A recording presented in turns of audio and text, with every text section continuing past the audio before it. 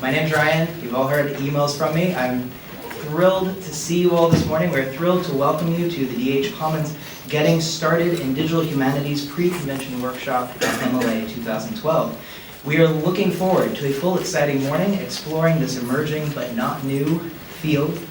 For those of you who are tweeting the event, please use the MLA12 hashtag, which will bring our tweets into the conversation of the larger conference. But you can also use the DHComm hashtag, which many of you have already been using, just for tweets about this workshop.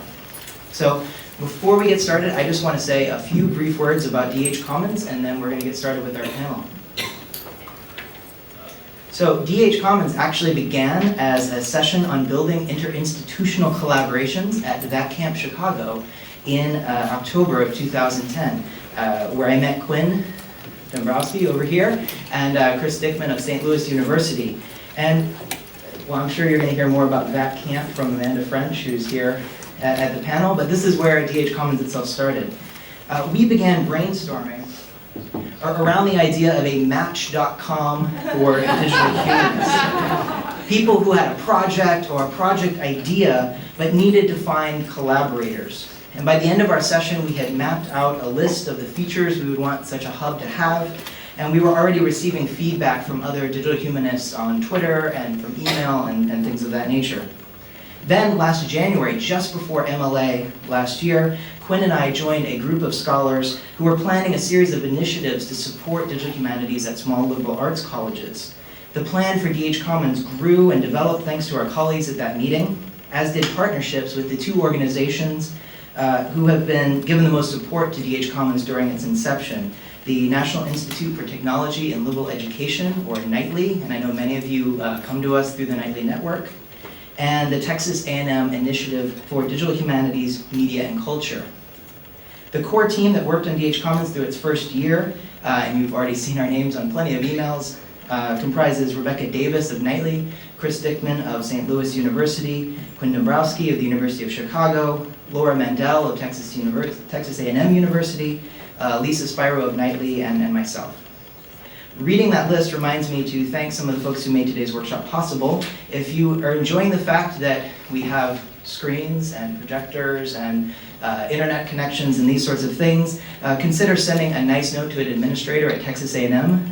Laura Mandel dipped deep into her new center's brand new budget in order to sponsor this event, and we're very grateful for that. So please consider thanking Texas A&M. NITLE helped us plan and promote the event through their website and through their digital scholarship seminars, as well as donating Rebecca and Lisa's time to the project. And I should say Lisa is doing exactly what I'm doing in the room next door, which is why you can't see her. Oh, I was supposed to be Texas A&M, NITLE. There we go, I'm caught up. Okay. Digital humanities departs from much traditional humanities practice by encouraging or even requiring collaboration among professors, librarians, technical specialists, and students.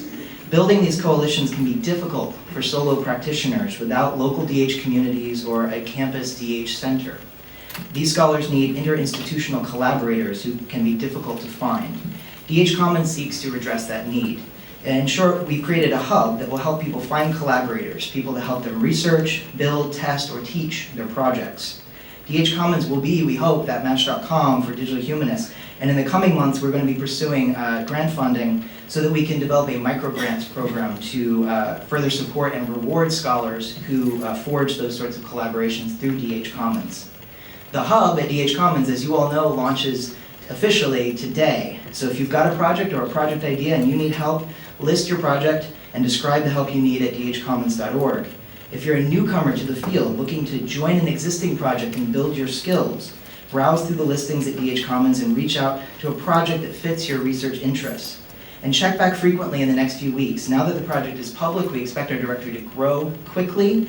And if you have technical expertise that you'd be willing to contribute to a project, create a personal profile and let people know what kind of help you can offer. As we built the beta of DHCommons, we worked to integrate it with other prominent tools used by the DH community,